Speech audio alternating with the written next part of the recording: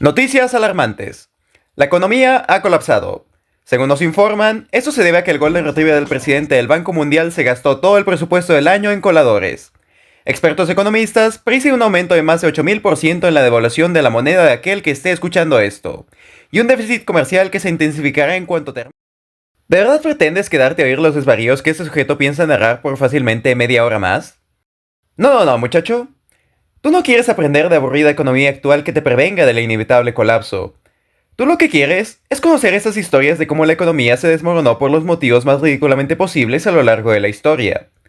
Puede que hasta puedas contárselo a alguien en la próxima fiesta a la que vayas. Empezamos con la que es la primera burbuja económica de la historia. Dime, ¿nunca has creído que los tulipanes son flores sumamente bonitas? Pues toda Holanda del siglo XVII pensaba absolutamente lo mismo. El razonamiento detrás es que los tulipanes eran flores hermosas portadas por sultanes en su tierra de origen, así que por eso debían de ser símbolos claros de fortuna, riqueza y exclusividad. De hecho, al menos en la región existía una rara variedad con patrones únicos. Por más que fuesen cambios tan insignificantes como una ligera variación en el color de la mancha, eran imposibles de replicar incluso por expertos en flores. Eso hace a mi tulipán único, ¿verdad? Todo esto comenzó porque un botánico decidió mudarse a Holanda trayéndose consigo un par de tulipanes y comenzando a experimentar con ellos. Como maravillosa coincidencia, la tierra era perfecta para su cultivo. Así que no le tomó mucho tiempo llenar toda la zona de flores. Ahora, este hombre era una persona que amaba todo lo relacionado con la botánica. Es entendible que le gustase apreciar las distintas variedades incluso sabiendo que apenas duraban días y es que comenzaban a mostrar patrones raros. Era algo hermoso de apreciar por lo efímero que es la belleza en la vida. Al menos esto pensaba él y un par de aficionados en la época. Estas ideas llegaron a la clase alta, a lo cual la clase media y baja vieron que los ricos estaban coleccionando flores y pensaron: algo sabrán, ¿no? Y comenzaron a hacer exactamente lo mismo. Pero, ¿qué tanto puede pagar una persona por una pieza que no le va a durar con vida más de unas semanas en el mejor de los casos? Mucho dinero. Se tienen registros de gente que gastaba el salario de 15 años de trabajo por una pieza rara. Ni siquiera hablo del salario mínimo, hablo de un trabajo muy bien pagado. Y conforme pasaban los años, esto solo iba en aumento. Hubo un punto donde había ventas tan absurdas como 40 tulipanes por 100.000 florines, la moneda holandesa de ese tiempo. ¿Cuántos son 100.000 florines? Como 1000 toneladas de mantequilla de la época. ¿Esto no dice mucho tampoco? Pues... banana for reference. Y es que en muchas ocasiones los compradores más apasionados eran perfectamente conscientes de que compraban algo que en 4 semanas iba a ser composta. Es el mismo motivo por el cual la gente rica en la actualidad se compra un Rolex. Luce bonito y es una forma de mostrar que tienen suficiente dinero para comprarnos a ti, a mí y a todas nuestras familias. De hecho, no quería que te enterases de esta manera, pero te tienes que ir. Una de las ventas más famosas fue de un hombre que se gastó 4600 florines, un carruaje nuevo, 2 caballos y todo el equipo para el carruaje en un solo tulipán. Se llamaba Semper Augustus, por si te lo preguntabas. El tulipán, no el hombre. Porque además de todo, les daban nombres de emperadores importantes para que la gente pudiera presumir más de su estatus a quien le rodease. De hecho, en una muestra de que toda la población neerlandesa ya vivía en otra realidad, era común que aquellas personas que no eran de ahí o que hace mucho habían dejado sus tierras tuvieran un par de incidentes por no saber que la gente se volvía loca por algo tan simple como flores bonitas. Este es el caso de un marinero al que llamaremos Oscar Jiménez López, en honor al futbolista peruano. Nuestro querido venía como parte de la embarcación de un comerciante importante. Antes de irse no pudo evitar notar que, entre joyería preciosa, telas de alta calidad y ropa fina, desencajaba un tulipán en un estante. Supuso que nadie lo iba a extrañar, así que lo tomó y procedió a comerse el bulbo porque parecía una cebolla. Pasó 6 meses en prisión. Como mencioné al inicio, esto fue algo que ocurrió en el siglo XVII. Si por casualidad sabes lo suficiente de historia, puede que se te venga a la mente un evento importante que pasó en Europa en esa época. Supondrías entonces que eso bastó para darse cuenta que una flor sin olor ni propiedades curativas no debería valer lo mismo que las escrituras de una casa, ¿no? ¡Felicidades! Eres más listo que el holandés promedio de hace 400 años. La llegada de la peste lo único que hizo fue disparar todavía más los precios. Llegó a niveles tan magníficos como que ya ni siquiera estaban comprando tulipanes. La gente estaba pagando por la promesa de tulipanes que iban a cultivarse en el futuro. Conozco unos chicos a los que le hicieron la misma promesa y digamos que no terminó precisamente muy bien. Como último detalle a tomar en cuenta, esto pasó en 1636. Para 1637, si bien aún no sabían que era un virus lo que hacía que los tulipanes cambiasen de color, sí que había perfeccionado el arte de manipular estos cambios. Ya sea por esto o porque la gente decidió luego de 40 años darse cuenta que estaban negociando con flores, la locura de los tulipanes por fin cayó. Tristemente, luego de eso, toda la región de Países Bajos fue destruida por un huracán, siendo el resto de su historia como país una alucinación colectiva por lo traumático que fue el evento. Al menos prefiero creer eso a que las mismas personas que cambiaron una mansión por un tulipán son ahora de los países con mayor calidad de vida. De hecho, en efecto, te acabo de mentir a la cara todo este tiempo. Si bien sí que hubo gente que gastó fortunas enteras por tulipanes, fueron a la mucho 37 personas. El resto de la gente sabía que eran simples flores. Los únicos que se arruinaron fueron comerciantes que pensaron que podían estafar a la población entera. Después de todo, ¿quién sería tan estúpido para caer en eso de comprar algo por ser un miembro exclusivo de una comunidad? Pero, ¿quién soy yo para contar historias falsas? Hablemos de historias reales. Con gente perdiendo su empleo, explotación infantil y desgracia. Te presento la crisis del café. Fue un periodo que duró casi 10 años entre la transición de los 90 al 2000. Pero antes que nada, un poco de contexto. En los años 60 se consolidó entre varias naciones el Acuerdo Internacional del Café. Eso por parte de la Organización Internacional del Café. Sí, sé que parece que me estoy inventando los nombres, pero todo apunta a que el café es un negocio tan serio que requiere de su propia organización internacional. La idea detrás del acuerdo era controlar la producción anual de café por todas las naciones afiliadas. Si es que había demasiado café a comparación con la demanda, los precios iban a bajar, lo cual se traduciría en menos beneficios. Recordemos que hablamos de un negocio tan serio como el si prefieres mocha o cappuccino. Como hecho fascinante, Estados Unidos está de acuerdo en limitar su producción. Como nota, es el país con el mayor número de consumidores y tiene a su mano empresas distribuidoras que se benefician del exceso de café. Técnicamente no tienen nada que perder por no firmar el acuerdo. ¿Qué es lo que los convenció entonces? Muy simple. ¿Recuerdas que esto pasó en los 60? En ese momento Brasil era el mayor productor de café en el mundo, cosa que era un problema porque es un país que está en Latinoamérica. ¿Qué le preocupaba de ese sector del mundo a Estados Unidos? Que se hicieran comunistas.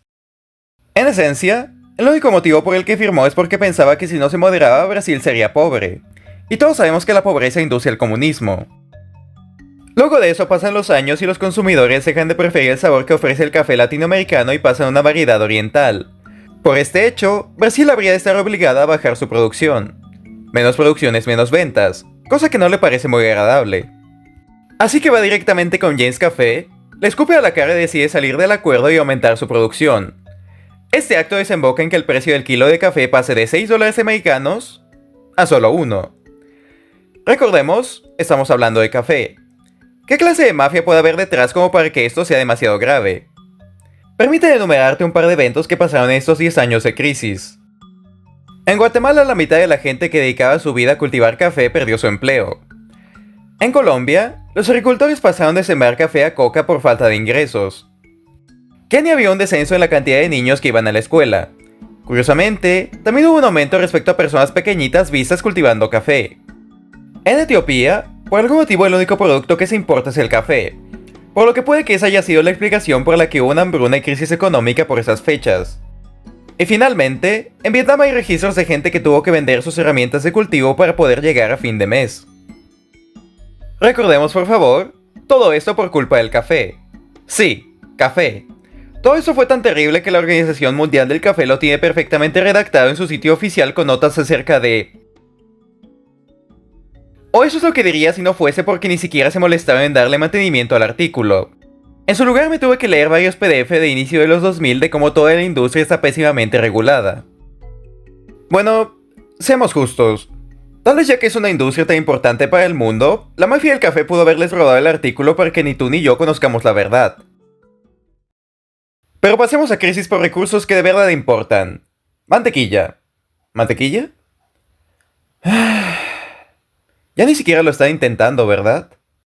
Retrocedamos al año 2011. En ese año Noruega tuvo una cantidad mayor de lluvias en verano que en anteriores ocasiones. Como alguien que habita un desierto no ve el problema en esto, pero para los habitantes de la región fue un evento muy grave. Y como los expertos en política y economía noruega que somos todos, sabrán que por ley instaurada la producción de mantequilla es un mercado sumamente local. El 90% de la mantequilla se hace en el país. Mejor aún, el 90% de ese 90% está a cargo de una sola compañía, Tyne. ¿Qué tiene que ver esto con la mantequilla? Por favor no me interrumpas. Más lluvia equivale a menos tiempo para el pastoreo de las vacas. Menos pastoreo implica menos leche, y con ello una menor producción de mantequilla. Ahora, ese señor de aquí no era la compañía más calculadora de la época, así que decidió ignorar que justo ese año la demanda era supremamente mayor que en anteriores, por lo que en lugar de conservarla para consumo local fue exportada a otros países. El golpe llegó en Navidades cuando las cocinas noruegas recibieron la terrible noticia de que no había suficiente mantequilla para abastecer a la población. ¿Cómo podría la vuelta a Wilfrid hacer entonces sus platillos tan típicos como camarones con mantequilla, pancakes con mantequilla o, no sé, barra de mantequilla con mantequilla? No tengo idea de en qué consiste la alimentación noruega. De ese desabasto llegaron anécdotas tan hermosas como la formación del mercado negro de la mantequilla, probablemente familia directa de la mafia del capuchino. Un ruso fue detenido en la frontera por querer importar 90 kilos de mantequilla ilegal. Para referencia, el medio kilo en ese momento llegaba a venderse por unos $105, con lo que nuestro traficante ruso habría ganado $26.640 en la actualidad. Y si hablamos de mercados más legales, hubo supermercados en Suecia ofreciendo mantequilla gratis a clientes noruegos que fueran a comprar ahí. Incluso el programa de televisión danés le pidió amablemente a la población que si les sobraba mantequilla podían hacer un donativo para los hermanos noruegos en desgracia. Si por algún motivo tenías curiosidad, juntaban 4.000 paquetes de mantequilla.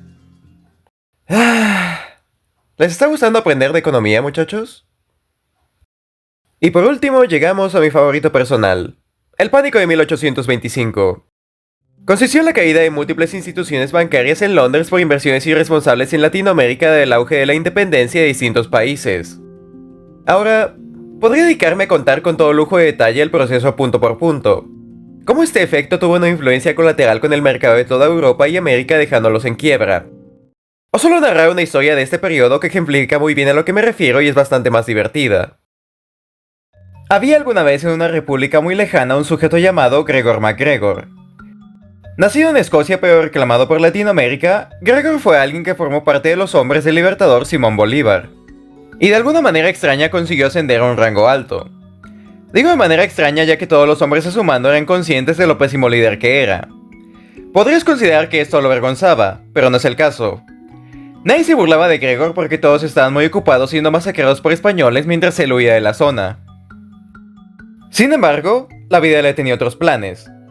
En lugar de reagruparse con el resto, llega a un sitio conocido como la Costa de los Mosquitos. Ahí se encuentra con el rey George Frederick Augustus I, quien a cambio de joyas y bastante ron le hace dueño de una porción de tierra un poco más grande que Portugal. Ahora, el terreno que le entregó venía con una pequeña trampa. Teóricamente esas tierras eran parte de la corona británica. El problema es que cuando llegaron a tratar de habitarlas no les costó mucho notar que lavarse los dientes con arsénico y vivir ahí eran casi igual de saludables, por lo que se fueron. Por su parte, los españoles cuando llegaron tuvieron mejor suerte lidiando con las condiciones de vida. Si no fuera porque las tribus nativas no estaban muy contentas con los nuevos vecinos, así que los atacaron dejando apenas rastro de civilización. Pero... ¿a quién diablos le importa la historia de la zona? Lo único que le interesaba a MacGregor es que ya podía volver a Inglaterra a presumirle a todos que tenían el gusto de hablar con el príncipe del reino de Pollais. Detalle fascinante. Era el auge de las independencias en Latinoamérica, por lo que no sonaba precisamente raro que un gobernador se pasease por Inglaterra luego de haber liberado una región, así que nadie se molestó en cuestionar su título. Mejor aún, logró convencer al Banco de Escocia de que imprimiera la divisa nacional, el dólar de Pollais. Francis, no existen los dólares de Pollais. Y, ya sea porque ya había llegado demasiado lejos o por su exceso de egolatría, decidió comprometerse aún más con su mentira. Cada vez que tenía oportunidad no paraba de mencionar que Pollais era un reino con tierra sumamente fértil, vistas hermosas y llena de oro. Contrató a un hombre para que escribiera un libro descriptivo de especies de flora y fauna. Redactó una constitución y hasta mandó a hacer múltiples folletos y canciones como propaganda para su nación. Con todo esto hasta me cuestiono por qué aún no me he mudado a Pollais. El tiro de gracia para convencer a la gente de mudarse al paraíso que era Pollais fue ofrecer bonos de deuda pública con una tasa del 6%. Un bono de deuda es en esencia prestarle dinero al gobierno con la promesa de que te lo devolverá luego de un plazo de tiempo. Ahora, una tasa de 6% era incluso mejor que la que te podían ofrecer bancos en Inglaterra. ¿No suena entonces a una estafa? Tal vez. Pero de nuevo, era la época de la independencia latinoamericana. No era raro que países que naciesen ofrecieran beneficios tan grandes por confiar en ellos. Por lo que un inglés de ese tiempo podía verlo como una inversión que si tenía éxito iba a hacerlo millonario. Así es como parte de la primera embarcación hacia el nuevo continente en búsqueda de una mejor vida. Al llegar a puerto pudieron comprobar que la guía turística no mentía. Había vistas hermosas. Era una jungla verde llena de vegetación y de la humedad de la costa. También había muchos árboles y mucha flora. Y... ¿mencioné ya que había mucha vegetación? El encanto les duró poco. Ante las nulas señales de civilización, lo primero que hicieron al desembarcar fue mandar expediciones en búsqueda de San José, la capital de Pollais. Y acertaron. Luego de mucho buscar pudieron encontrar un elemento típico de una ciudad ya desarrollada. Un cementerio improvisado. Esto debía de ser un error. Hubo gente que estaba muy ansiosa por mudarse a Pollais para que el capitán del barco haya llegado al puerto incorrecto. Ah, por cierto, mencioné que las mentiras de MacGregor no distinguían clase. Digamos que si eras alguien de clase media o baja, probablemente tuviste que haber vendido tu casa y pertenencias para poder pagar tu nueva vida. Sí. ¿A quién no le ha pasado, verdad? Ante la desorientación, el coronel a cargo de las expediciones tomó el barco y fue a buscar al rey Frederick Augustus para que amablemente le señalase el camino a Pollais. Nuevamente, era el siglo XIX, cuando las embarcaciones duraban meses. Así que digamos que aquellos que se quedaron en la costa de los Mosquitos estuvieron todo ese tiempo esperando por su regreso. Fueron tiempos un poco duros para los nuevos pobladores dado que el clima consistía en viento y muchas tormentas. Pero... ¿saben qué suele dar la naturaleza cuando tienes humedad y terreno pantanoso? ¡Dígalo conmigo, niños! ¡Mosquitos! ¡Yay! Por lo que entre la malaria que les daba los mosquitos y que las provisiones comenzaron a agotarse, perdieron unos cuantos en el camino. Curiosamente, un buque pasaba por la zona y se encontró con la tragedia. Aquellos que aún podían hablar adecuadamente le explicaron su situación, a lo cual les confirmó que, en efecto, el reino de Pollais no existía, y con sabiduría les aconsejó: pues... les recomiendo que estén atentos cuando vuelva el coronel ese del que me hablan para que se suban a su barco. ¡Los veo luego! ¡Se me cuidan! Para fortuna de estas pobres almas, solo tuvieron que pasar 3 días más para que volviese su coronel. El procedimiento tras eso fue muy simple. Si podías caminar, subías al barco y te llevaban a Belice. Si no, espero que te guste mucho andar entre mosquitos y arena, porque probablemente los días que te quedasen los ibas a vivir lleno de ambos. Esta historia se repitió al menos 5 veces más con las otras embarcaciones. Aunque estas al menos tuvieron la suerte de ver los cuerpos de los primeros y darse cuenta de que tal vez no era una muy buena idea quedarse a hacer preguntas. Por parte de Gregor, él estaba muy ocupado vendiéndole este plan ahora a los españoles. Aunque digamos que sus experiencias con marinos genoveses prometiendo tierras nuevas y llenas de riqueza ya les había enseñado que no era buena idea hacerle caso a este tipo de personas. Sin embargo, aún le quedaba Francia, a la que le puso tanto compromiso que incluso redactó una nueva constitución solo para ellos. Las cosas marchaban bien. Hasta que las autoridades francesas que expedían pasaportes comenzó a parecerles raro que tanta gente estuviera interesada en un reino de América del que nunca habían oído. Incluso detuvieron tanto a Gregor como a 2 cómplices más y estaban listos para juzgarlos con todo el brazo de la ley. El problema es que la estafa había sido organizada por 4 personas y las autoridades francesas se negaban a hacer el juicio hasta que estuvieran las 4 juntas. No obstante, el último había huido a Holanda. De hecho, pasó tanto tiempo que decidieron en su lugar soltar a MacGregor por falta de pruebas. Tranquilos, esa historia tiene un final feliz. Por fechas cercanas lograron completar la extradición. Ik wilde gebonden oud eten. Ik wist niet dat het zoveel waard was. Ik beloof het, want ik ben osa... Con todos una vez reunidos se emite un veredicto. 13 meses de cárcel por falsificación. Por algún motivo decidieron que de todos los crímenes posibles por los que podía ser juzgado, únicamente iba a ser por falsificación. Luego de eso volvió a Escocia a vivir el resto de sus días en tranquilidad. ¿No aman los finales felices?